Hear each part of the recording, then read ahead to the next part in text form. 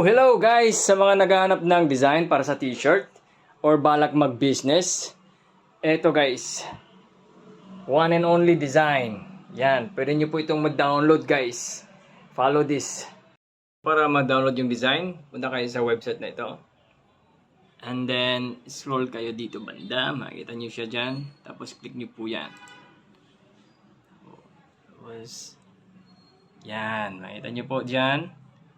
Download pre-made design. Pag na-download nyo po yan, so kapag na-download nyo na, punta kayo sa website na to, Photopea, para i-edit.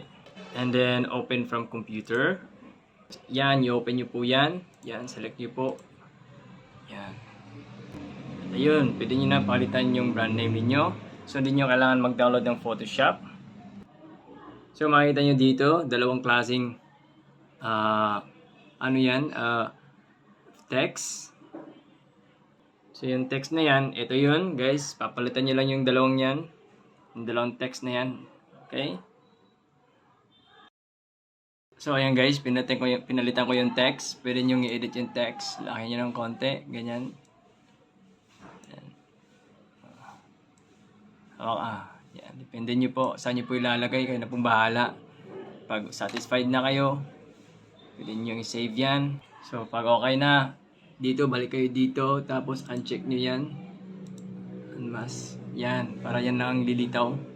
Tapos dito, sa file na yan, yan. Okay, export nyo lang as PNG para ready for printing.